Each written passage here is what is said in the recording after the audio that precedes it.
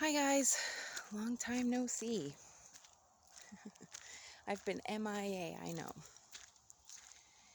And as of yesterday, I had a little bit of a lot of it, change in a lot of things. Too much to go into right this second, but positive, beneficial, good things. Which is odd for me, rare, strange, weird. Ooh, just found a feather.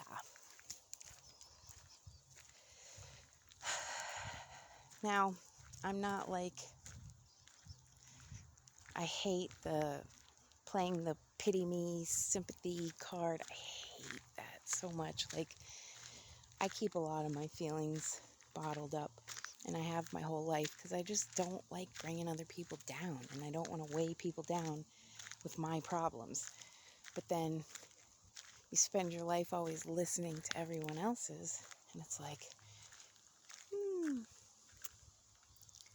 hello, anybody gonna listen to me now? And there's nobody there. Now, luckily for me, over the past couple of years, I have met some soul sisters and brothers through this channel. And you guys have been literal lifesavers for me. And you guys who know, like, the thing I want to shout to the world, the saying I hate the most is like, whenever I do go up to somebody and I'm like, yeah, I just need to talk or whatever. And then, well, be grateful other people have it worse than you, or, there's always somebody that's got... I'm like, all right, I dare, double dog dare anybody to read my birth chart, knowing that I'm a Capricorn ruled by the planet of restriction, Saturn, and lessons, and then tell me something. Like, it's unreal. And the more I'm studying astrology and birth charts and all that, which I didn't pick up birth charts until the last couple of years. I've always been into astrology, but I never seriously studied it. I kind of did it as a side hobby my whole life. But learning about my chart and aspects and interpretations, and it's like, I can finally say, like, I can justify it and prove it here, black and white, right in your face. And I really appreciate you guys for sticking by me the last couple of years. I mean, I've gone through literal hell. That illness for a year, the eviction, the pandemic, being homeless, having no one, no income, no car, not even an animal to talk to or anything. Like, I would get so mad and envious during this whole pandemic for people that are like, oh, I hate staying at home. I'm so bored, with their 60-inch flat screen and air conditioning and soft bed and hot shower. And I'm like, shut it, Jen. Just shut your mouth.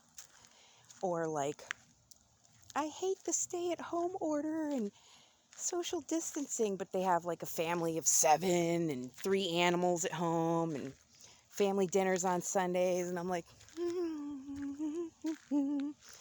last April, I sat in toxic hell house alone after my roommate screwed me out of the rent and everything. Sick, thought I was going to die with mystery Morgellons illness. No phone service, couldn't afford that. No one came by. Days I sat alone, and I didn't even have a radio. I couldn't put any music on or anything. And then finally, the girl down the street brought over her old MP3 player, and she had like 90s pop songs on there. I didn't give a shit. I was like, I need something. And I'm not, again, pulling the woe is me pity card here. I'm just telling it like it is, and that's the truth. So these past few weeks, now that I've been back in Pennsylvania and I'm adjusting to being back here, and I had some pros and cons with this move. I knew exactly what I was coming back to, and that living in a roommate situation is not ideal for me. Not that I'm a bad roommate. I just don't mesh well with other people. I'm very considerate and respectful and quiet, things like that. But a lot of times with roommates, you don't always get that in return. And not that it's a bad thing. Everybody lives their own lives, and I don't think people should have to be forced to living with other people. In 2021, in this world today of so much wealth and decadence and luxury and waste, there's no reason at all, logically, that every single United States citizen does not have a home. It's just redonkulous anymore. So, I went through times being sick as a dog, hauling bags around, sleeping in a porta potty in Wilkes-Barre. And it was nights like that where I thought, would it really be so much worse to just get it over with right now? Like, I'm sleeping on the floor of a nasty-ass, shitty, stinking porta potty in a city I don't know, trying to find shelter and find my way. And as I was laying on the floor of that porta potty that night, smelling the poop in the air, with the door locked, and every hour or so somebody would bang on the door, and I'm like, oh shit,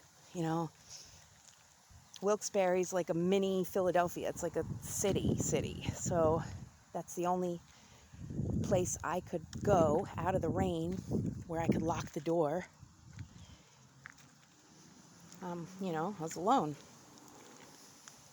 Afraid.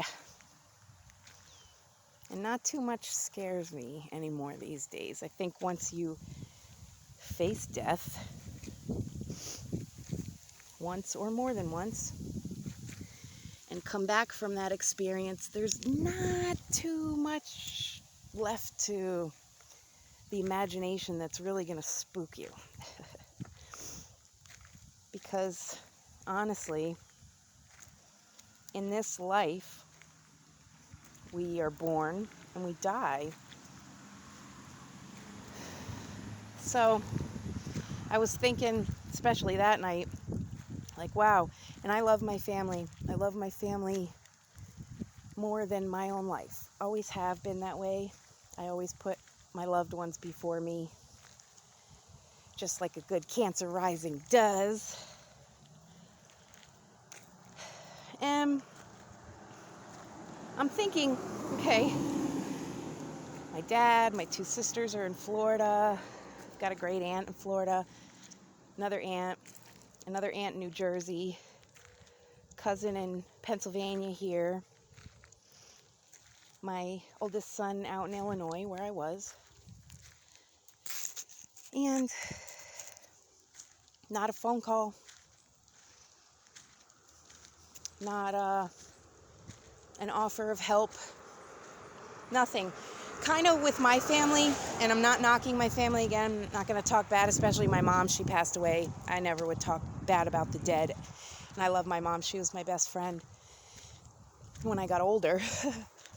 I was a bitchy teenager. Full of angst, rebellious. I guess what I'm trying to say is I've always, in some way, shape, or form, literally hated my life.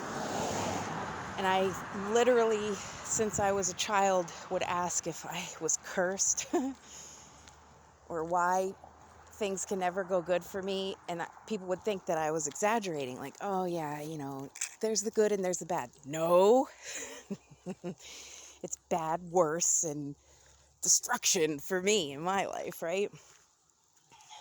And now I think especially family members who've seen my journey and actually my positive transformation coming through it all. I could be dead right now. Literally, that night in the porta potty, I had my knife out. I'm not going to lie. And I said a prayer. And I said,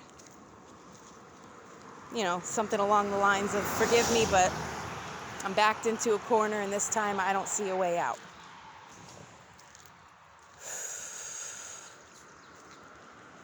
The government jerking me around with the pandemic unemployment that they never paid me, which I just got an email the other day, as a matter of fact, during this wonderful full supermoon in Capricorn. God help me. This has been a rough couple of weeks for me. I'm getting back to that in a second, but one thing after another, like the eclipse, the lunar energies, everything in Capricorn, then Saturn this, and I'm like, oh God, if I survive 2021 transits, it will be a miracle of God. And come out like unscathed. So anyways, thinking about dying that night, I weighed the pros and cons. Okay, here I am. I was 43 at the time. Sleeping in a city I don't know. With nothing and no one. In a porta potty. Smelling the shit.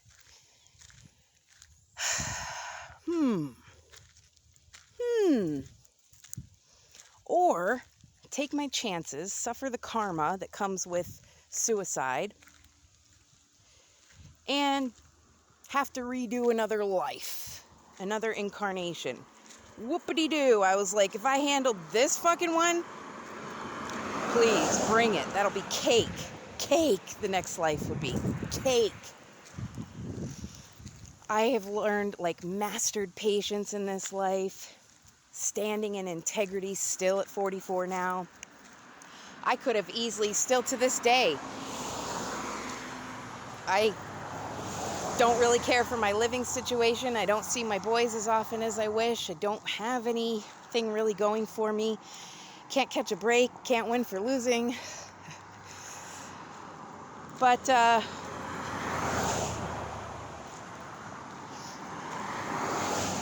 I could be prostituting right now to make money. Selling my body, selling out. I'm not. I could be robbing businesses or people. I'm not. I could be just an overall miserable scumbag kind of person because of all the shit and suffering in my life, and just said, oh, fuck it all and fuck you too, and, treated people not the way I want to be treated. That's another thing I've mastered. I have turned my other cheek every time in my life. Risen above, been the bigger person, kept the peace, the mediator. Walked away many times instead of a confrontation, avoiding confrontation, which takes a lot of patience, especially when you're dealing with people that hurt you on such a deep level. You have this rage inside where, I'll say it, there's two people on this planet I've literally hated, use the word hate, in my life. Not going to name names, but I don't anymore. I learned how to forgive finally, just this year as a matter of fact. Been carrying this shit a long time. And so I look at the progress that I've made and I'm like, damn, how many people could say state to state, shelter to shelter, no one, no money, no car, no one to talk to, no family, no support, no resources, getting dicked around by your government, threatened, sleeping in the woods and a cop's gonna come up and say, oh, you're gonna be trespassed. Like, really, dude, where am I supposed to go, Or the one time my ex's car got towed because I took it to an old field and went 6 feet into the brush to relieve myself as a female. I don't have it as easy as a dude where I could just whip it out and pee anywhere. So I went behind the woods. I knew a spot. Red and blue. And I'm like, oh. makes me get all my bags out of the car. And he's like, "What are you doing?" I said, "Well, officer, sir, I'm relieving myself. There's no businesses open, no public restrooms. I'm homeless. Here's all my bags. I mean, what do you want me to do? Pee my pants?" And I was pretty pissed off, so I was talking like that to him. So he makes me take all my bags out, and he ends up towing my ex's car just to be a dick. And at one point, I was sitting on the ground. It was already after 9 o'clock at night, dark. I had my head down, and I was just like, I can't believe this is happening. Like, now I'm costing somebody else another bill because, and I was like, what the And he goes, "Ma'am." And I just looked up and I said, "I'm praying right now." And I put my head back down. He didn't say another word. I was like, "God, just leave me alone." And I walked off while he got in his nice heated squad car. Yes, it was wintertime. Freezing. In Pennsylvania, it snows. And your girl was out in the woods. So fun times, man. Every relationship has been a joke for me. I've been in some long-term ones, some short-term ones. I've always had either narcissistic partner, cheater, liar, somebody who's not real and then ends up showing their true colors 6 months down the road, but put on a nice front in the beginning,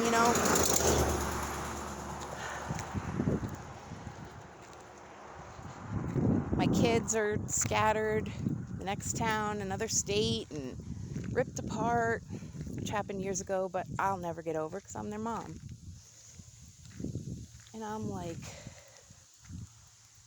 God, anything, please, nobody's life can be this bad. It's unreal. Even when I relive moments of my life in the past, I'm like, if I wrote a book or did a movie on this, people would think it's a fiction, not real. But it actually, I'm talking everything, like not ever having a childhood, being tested all my childhood, being a childhood genius, being oddly different from the average bear, going to a private school, then going to a public school, growing up bubbled and, raised Roman Catholic, and then exploring on my own after I left that organization in my early 20s.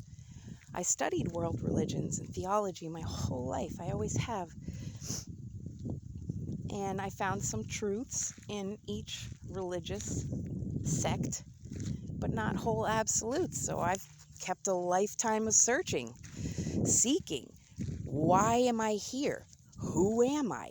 What is my purpose? What is this life about?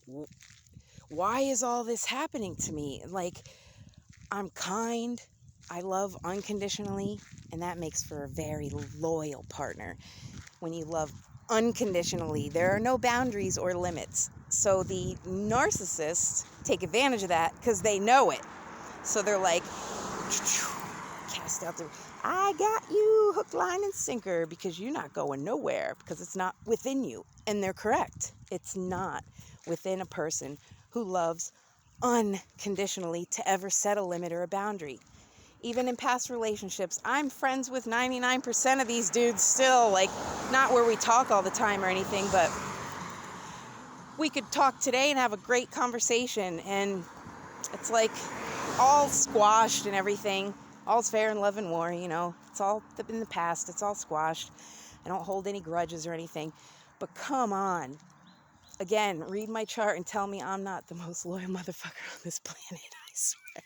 Like, integrity, dedication, hardworking, loyal, honest, brutally honest.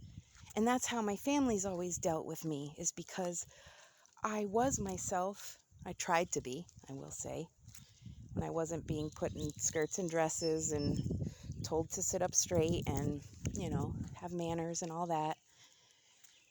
And when I was a teenager and I started acting out, bringing shame to the family name. So my parents always held me at arm's length, or it was like out of sight, out of mind. And my first time in a treatment center was at the age of 15. My parents stated that I was hanging with a bad crowd and they were worried about me, and I was smoking pot back then, which I did, and I still do, because it's medicine.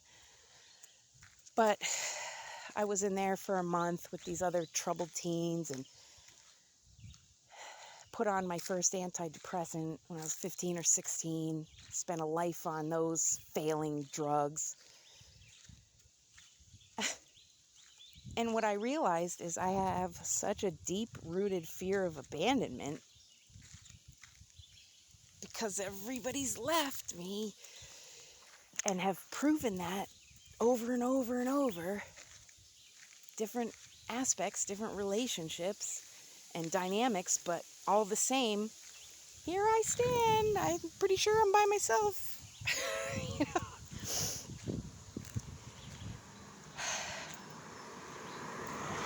I just want to do something I love. Find a way to make that work in this world where I can survive and support myself, living necessities without having to lower the standards I set for myself, which one of them a couple years ago was no more corporations.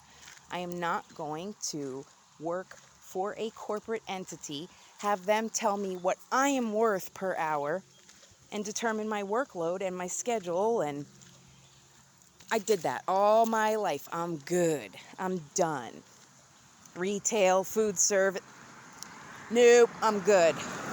I don't want to work a menial job that I hate, or at least I'm not passionate about, just to survive. I'm so against it. People would think, well, girl, you need to get a job. You don't worry about that stuff. You need to eat, blah, blah. I know, but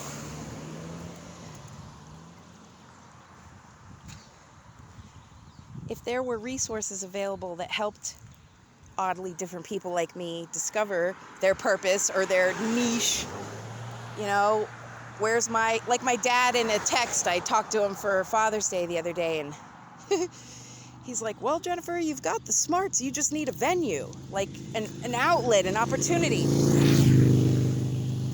I know. But, what do? I write. I research. I study. I deal with energy and supernatural and paranormal things. How can I make a career in this world with the things that I do? Because to other people, they're not business-oriented pursuits that I have. Yes, somebody could be a writer, an author, journalist, research analyst, all these things I'm great at, but again, in today's world, they make it so difficult, they being the rulers, those in charge, who set the rules and enact the laws. You have to have a degree or 2 years in the... Yeah, okay. First of all, I can only walk to a matter of 2 places. That's to get food and up here to this little lake. And yeah, don't think I'm going to be walking to any universities around here. I'd be dead the first day. They make it so impossible. However, let's say I was in medical research or something. Pathology, I don't know. Biotech, I don't know, something like that. I guarantee in one day I could find answers to some of their research problems and questions that some of these analysts have probably spent years looking into. And,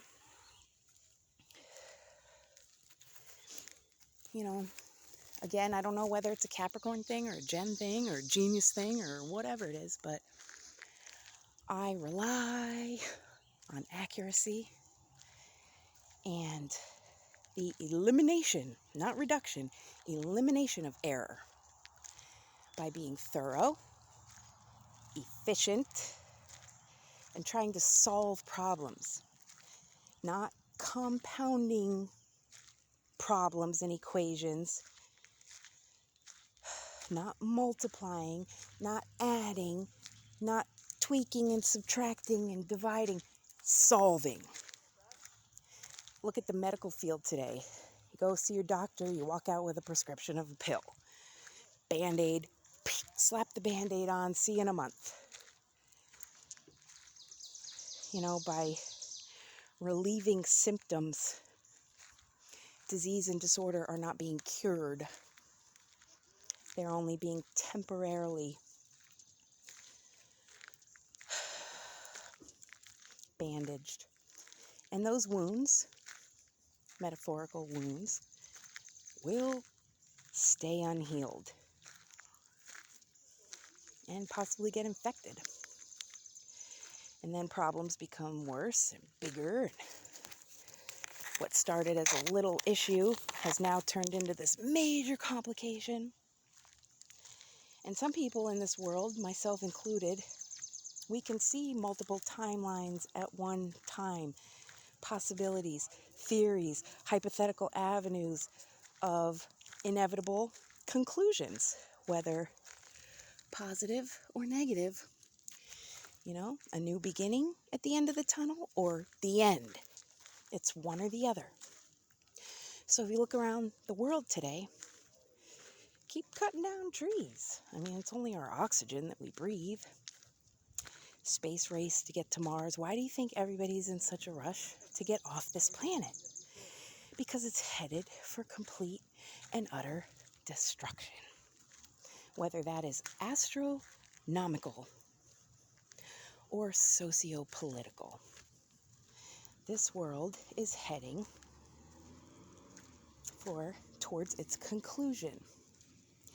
Yet, if systems were put in place right now, today, and I'm talking on a drastic scale, not going out planting one tree and saying, okay, our corporation, for the 95,000 trees we cut down, we just planted one this year. Yay! Thank you for all your tax dollar support and sponsoring our corporation.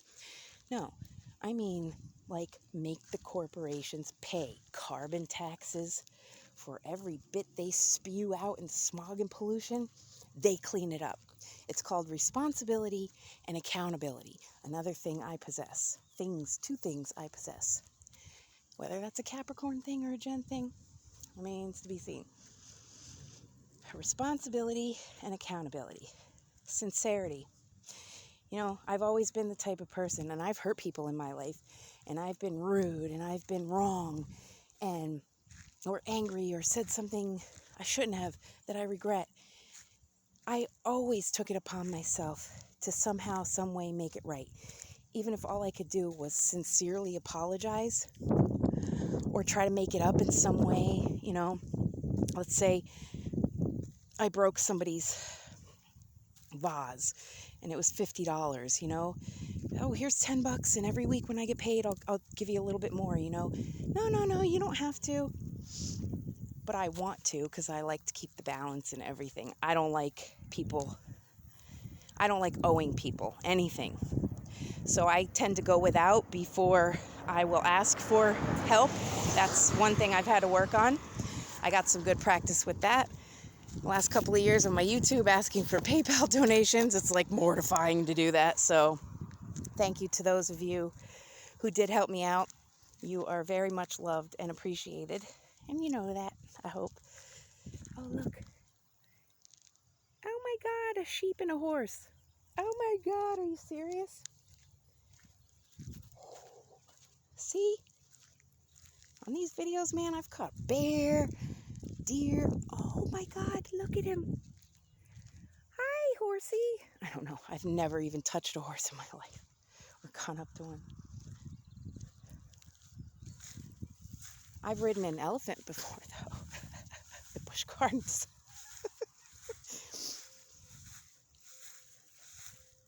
Oh my God, hi. Oh, you're gorgeous. Look at this. Oh my God, you're gorgeous. Hi. Hi, baby. Oh, look at you. Beautiful. They're majestic.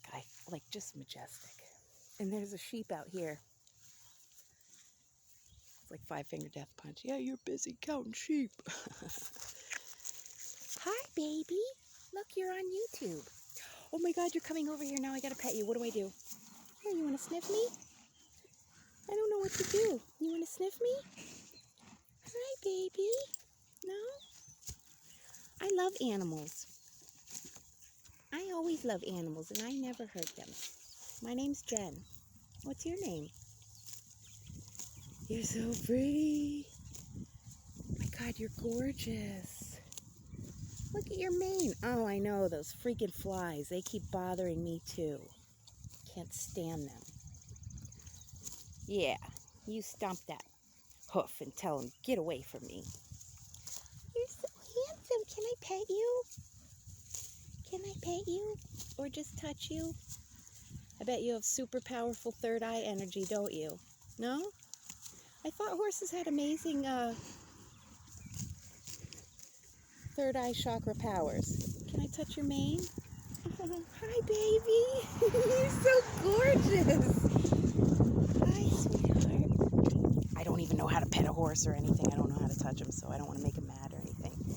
Because this is like a once-in-a-lifetime moment I've never had before. Oh my God, I'm petting your hair, your mane. Oh my God, it's the first time I've ever touched a horse. Thank you for that. Thank you for letting me. Did that car scare you or did I scare you? Sorry, baby. Oh my God, and you came right over to me, so I must have pretty okay energy, right? Otherwise you would have been running like a stallion in the opposite direction, right? Do you like daisies? Do you like daisies? Here, you want some? I feed you. You want some? You can eat it. Or no, you want to do it yourself, huh? Hi, gorgeous. Oh my God. Oh my God, it's like velvet. You are beautiful. I wish I knew your name. And I don't want to be a perv, but yep, you're a boy. Handsome. I said pretty before, didn't I? I meant handsome. He's a handsome boy. Yeah, you are. You want some of this grass? You want some of this grass? Oh my God, you ate it out of my hand. This kind's better. This kind's better. Yeah. Oh, you're so cute. I can't believe you. Thank you for letting me talk to you. And for eating with me. What else? And letting me have my moment of my very first horse I've ever touched. And if my mom was here, she would love you. Yes, she'd be in love. My mom used to ride horses. But then when she was 18, she fell off and broke her hip and was on crutches when her and my dad got married. Yep. And when she had cancer in 2014, she got to go to a horse farm and spend the day with the horses. She loved you guys. She was a Leo. What are you? You look like a Libra. Balanced. Justice. Here's some more clovers. Here's some more clovers. You want some more? You want some more? Oh, look at this. Look at this. Look at this. Oh, yeah. There's some more. There's some more. Hey, baby. Oh, my God. Sheepy's not coming over here. I quick dropped my stones and my feather because I was like, if I gotta... Oh, my God. He's gorgeous. Just beautiful. You are handsome. You know that? There's Sheepy. Let's see if I can zoom. Can I zoom this way? No. Hi, Sheepy. Bah. Bah. Come here, Sheepy. Nah. bet if goats were out here, they would come up. Because they'd meet a kindred sea goat. They'd be like, fam, what's up, fam? Oh my God, he's gorgeous. He is just gorgeous. Okay, baby, I'm going walking. Nice to meet you. Thank you for making my day special. Shook his head like, no problem. A horse is a horse, of course, of course. Have you heard that one a million times? I know how it feels because I'm Polish. I've heard every Polish joke there is. I get it. And these cars are probably annoying for you, aren't they? Yeah. Tell them to shut up. Noise pollution. Bye, baby. Bye, sheepy. Bah. Bah. I can almost do that. No, I'm not a sheep in the herd. So, I don't know what else to talk about now. I guess I kind of wanted to do an update. Oh, I've been MIA because I've been at the bottom, just the bottom of the well with no rope, no light,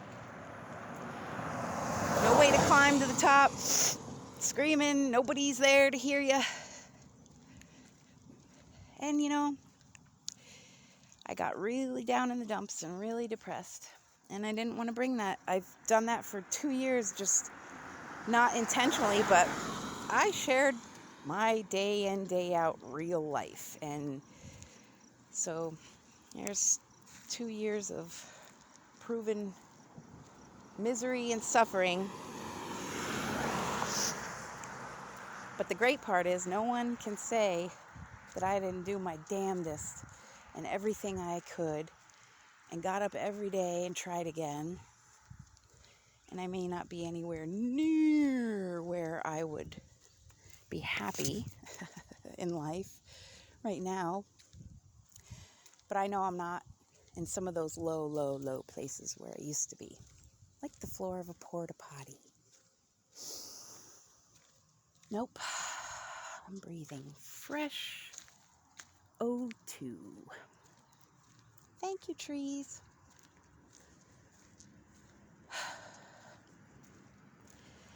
And the only thing I ever wanted, having that fear of abandonment since childhood, never having a childhood. Oh, back to that. I'm the oldest. I have 2 younger sisters.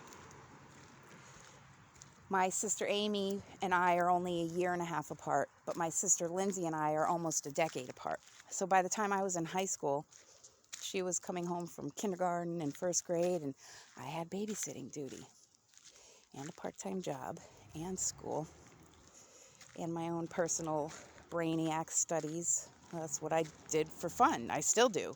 I learn. And then working. I had my first son at 22. All through my 20s, I was just a mom and a homemaker. And I had like cleaning jobs and things like that to supplement the income.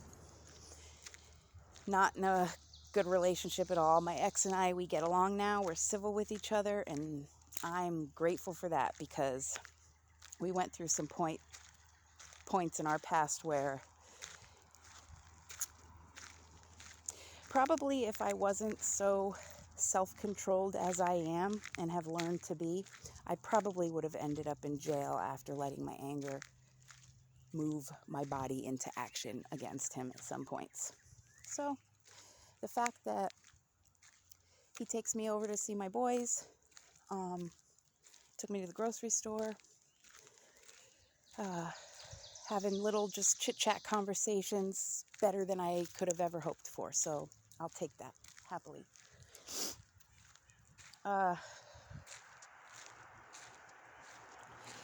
You know, then when I was in my 30s, I kind of went through this like substance abuse phase for a long time because as of my mid-30s was when their dad and I split up and my kids were out of the house and the ages of 5, 8, and 12, or 11, I had a breakdown. And I was in a very, very, very abusive relationship where had I stayed and not gotten away the way that I did, I'd be dead. He would have killed me. Of that I'm certain. Such a jealous, controlling rage. I could see it in his eyes. I didn't need to stay for the proof. So it was Christmas Eve, 2013, 3 o'clock in the morning. I got a bag. I got out the back door. I ran to the nearest bus stop, kind of dozed off on the bus bench until the morning bus would come. Called my mom. She had to drive an hour to come get me. And I went to stay with her. And when I called her, I said, "Mom, I got away." She said, "Where are you? I'll come pick you up." And 6 months later, I made my way up here to Pennsylvania after my ex when he took the kids. So it's just been one heart-ripping, wrenching, tearing, shredding, soul-splitting experience of separation and abandonment and losing everyone I love. And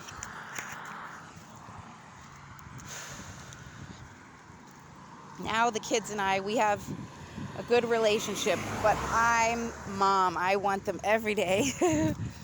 I want to, be mom. And the fact that I haven't been able to do that, I had a breakdown. I was on all kinds of drugs and alcohol and codependent relationships and anything. Social media addiction.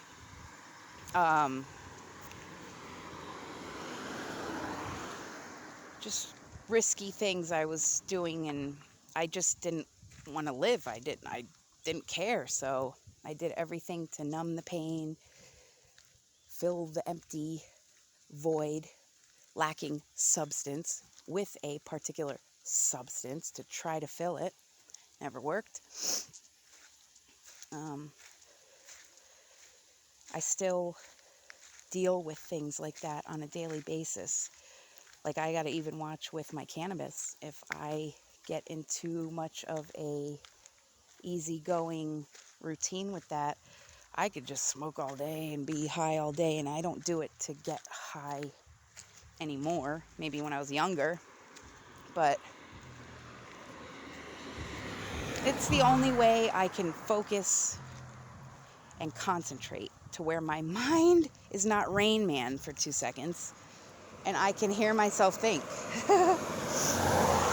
or read a paragraph and actually retain in memory what I read.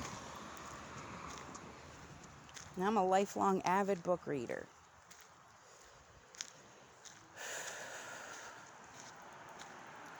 So,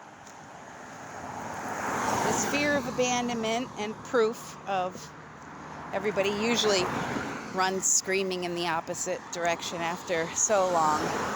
I always say people take me in doses. Like, I try to explain to people I'm not the easiest person I have a lot of facets about me and quirky things and traumas that I deal with and spirituality that I'm walking this path now and developing my soul self, not just my physical gen me. I look at bigger, higher, greater, grander things than this life. However, while I'm here, I would like to do something beneficial that would impact mankind and this planet in a positive way and give something that's meaningful. And I feel a lot of resentment because I feel like the brilliance of my mind was misused, misguided, misunderstood, way too pressured with testing and trying to excel. And then comes the lifelong, oh, yes, disappointment to everyone. Failure.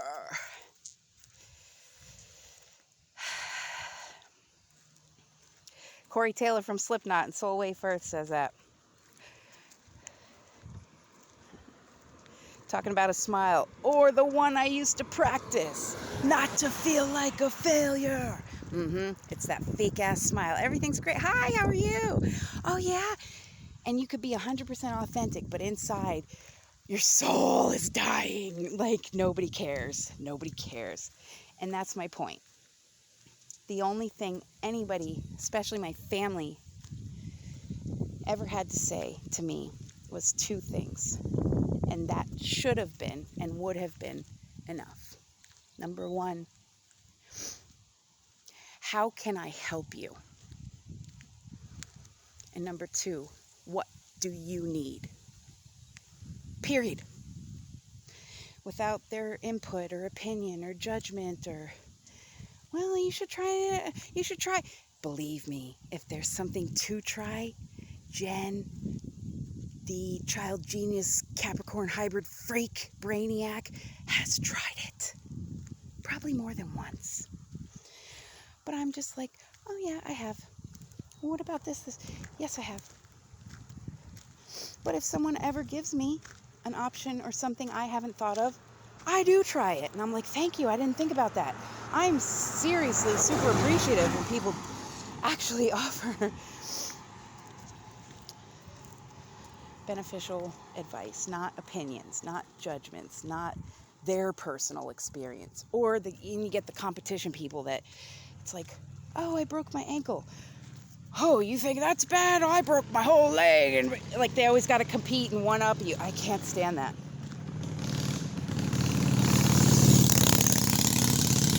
Weird. This is fake, but they're like little bones, little rubbery plastic skull bones. I just found.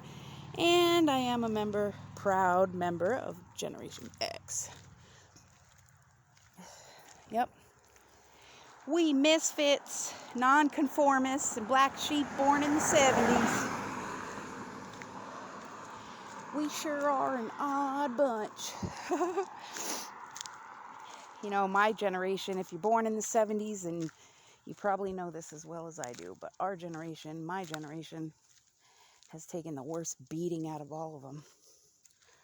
And if I do anything in this world, give anything, it's going to be for my brothers and sisters in my generation who, like me, got fucked.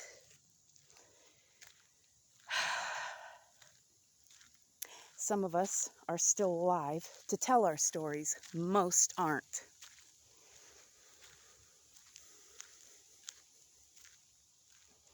Too young. I'm going to fight for them. And I'm going to fight for every kid 25 and under on this planet that was born into these broken, failing systems that we were a part of, making and or breaking. I like to consider myself part of the Matrix breakdown crew. Like, we're going to bust through all the obstacles and everything and pave the path, but then these kids, millennials, 25 and under, they're going to lead. They're going to take over. And that's how it should be. We need innovation, progressive thinking in this world, and naturopathic remedies, and whole health, and, fuck the notoriety and fame and money and power and all that. You know what I want? One thing. One thing only. Real, true happiness. I don't think, besides the birth of my children, I would even know how to even deal with that, with happiness. How to deal with happiness. Yeah. Can you see a little bit? How do you deal with happiness? Well, I enjoy it, Jen. Enjoyment. What is that? Oh my God, peace? What? These foreign concepts. I have no clue what they mean. Let me look it up. Oh my God. Happiness, joy, bliss, camaraderie, unity with like-minded individuals, or partnership with an individual. who's on the same wavelength, yin to your yang, or vice versa, dark to your light, metro to your gnome. Well,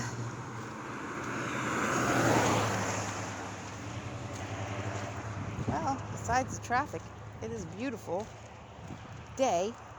I got to pet a horse. Oh my God. I can't believe it. And I got it on video.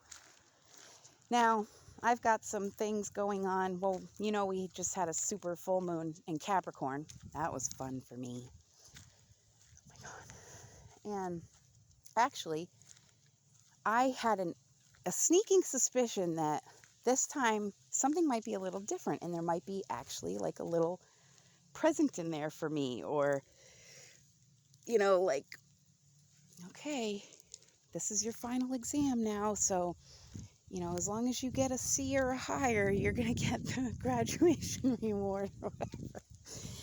And I'm like, do I dare even get my hopes up and think something might actually work out for me, or go, do I dare? Because I'm one of those, you know,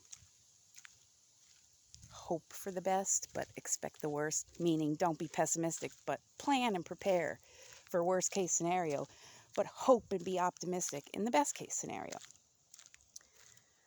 So I'm like, is this the proverbial leap of faith everybody always talks about? You know, you're just going to have to leave logic at the door and go with faith. And I'm like, does anybody realize for a Capricorn what that means when we need like 19 years of planning to even make a move, because we want everything to be accurate. So just close my eyes and take a leap. Okay, you know, I'll just undo 44 years of indoctrination and trauma and proof of the opposite over and over again. But yeah, leap of faith. Yeah, I got this. So I'm like, and the energies I was getting was a lot about Saturn. That's Capricorn's ruling planet. So I know all about the karma dealer, Father Time, the lesson teacher, and planet of restriction. And a lot of people, they hate on Saturn, which I love Saturn. It's like Big Papa, I call him.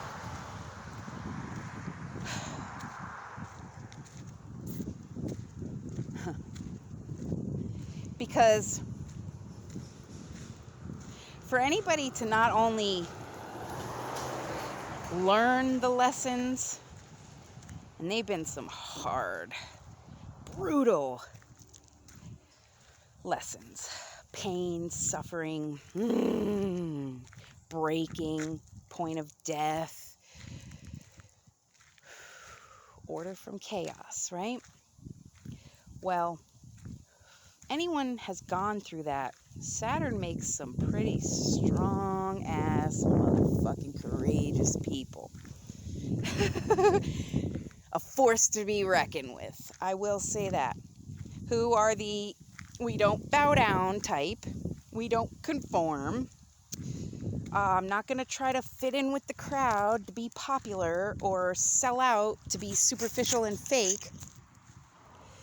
We value things like authenticity and individuality, freedom, independence, security. That's another thing people have wrong about Capricorns. They say we are materialistic. No. We're an earth sign, so of course material, yeah, that's a given. We want the security of knowing bills are paid, got a home, got a vehicle, got the comforts I need, can take a vacation once a year, you know, the little things. I don't want a big ass mansion and maids and designer Prada or Gucci clothing.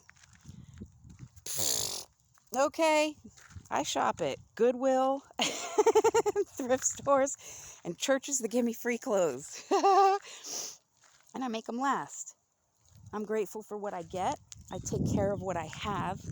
I'm very resourceful. And as you can see, I'm still alive, so porta potty on the streets. I didn't go without food or anything to the point of starvation. Where there is a will, there is a way. And I've proven that to myself. Whether that is God and divine providence or someone's own personal motivating force. Haven't gotten that far yet. Working on it though. It's just, if someone would have taken the time, anyone, family, friend, enemy even, and just said those two things, what do you need? What can I do to help you? Like, I don't want your opinion. I don't want you to explain things to me. I don't want you to try to tell me what to do. I don't want you to say what you think is best for me. I need someone to just be there without any hope of getting anything in return. Even if it's, well, I'll impart my opinion or judgment, and then if they take my advice, then, I'll help. But that's conditions. There's rules to how much you will love someone. Well, I don't care if my kids right now, 22, 19, and 16, or 44, I don't care, 39, 84, came knocking at my door, if I had a house, a home, and said, Mom, I don't have anywhere to go. Does anyone in this world, I would challenge anyone in this world, hi YouTube, world platform, anybody even on the far East Coast, tell me in these eyes that you're looking at right now as a mother, if I would ever shut my door on my boys or not give them food or shelter or whatever they need and do what I had to do to get it for them. Without, like, say one of my sons had a drug problem, which they don't, thank God, they're good eggs. They learned from me. That's why, what not to do. So I guess I got that mothering part right. Like, my son could be on dope or something, all strung out, junkie, and sleeping under bridges. And if he was like, Mom, I have nowhere to stay and I'm hungry, I'm not going to ream him about, well, how many bags did you do today, son? Or how, I'm going to check his health, how you feeling, mom type doctor-y that I am. Because I want to make it better. When my kids hurt, I hurt. I take on double because I take theirs and it hurts for me already. So, what Jen discovered is that these energies that have been presenting themselves to me this past month while I've been in my depression state or whatever I'm in, were things about Saturn, Venus, Neptune, Lord Ganesha came through, some other things, and I wrote them all in my journal as I've been. Even though I had such writer's block these past couple of weeks, I didn't journal for days at a time. I couldn't put two sentences, verses together to nothing. I was like complete writer's block, no motivation, no inspiration, no energy, and I was just like, yep, I'm going to sleep. And I did a lot of sleeping. With that came some dreams. Now, I haven't remembered my dreams since I was a kid, honestly. And the couple that I do remember were so creepy that they still haunt me to this day when I could still, remember them from back then. Just creepy. I've tried dream journaling, lucid dream, you name it. Again, I've tried it to recall my dreams, even working on my own short-term and long-term memory and developing my subconscious, blah, blah, blah, blah, blah. Nothing worked. I would go to sleep with my paper under my pillow and pen in my hand just in case I would wake up and jot something down. Nothing. So the other night, I had a dream, and I remembered it, and it was creepy. And I was like, oh, shit, okay. But I was revealed that people who have higher vibrating energy, whether that's mental, emotional, spiritual, physical, you're just a higher vibrational person,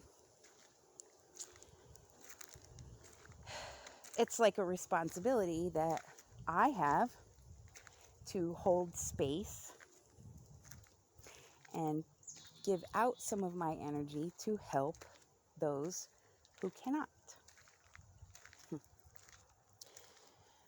So I did a lot of thinking about Jesus, like, damn, Jesus, bro, king, I get it now. You taking on the sins of the world, like, I know that weight. Like, I can relate. I don't know it as far as being sacrificed on a cross or anything, but taking the sins of others on, sins, quote unquote, of others, or karma, that's what it is, of others, whether that's ancestral through your family's bloodline or your loved ones, or even beings on this plane or any other. There's no limits. If there's an energy made up of consciousness, a soul, and it is in need, one of my soul jobs, I guess, is to provide that holding space or imparting energy to help others evolve their souls. So I was like, wow, okay. Well, now I don't feel so shitty like it was all for nothing. I kind of feel like I did something good. I did a lot of work for my family's bloodline. We had, every family does. You have your ancestors, some good, some bad. Just like every race of people, there's good and bad. I hate when people stereotype certain races or ethnic backgrounds. Like, what's good for the goose is good for the gander. No, everyone is a unique individual. Like I could say I'm white, I'm a female. So if you got a bunch of white girls with blonde stripped hair, my complexion, put us in a row, my size and weight and height and all that, say like, oh, all those girls are Generation X freak hybrid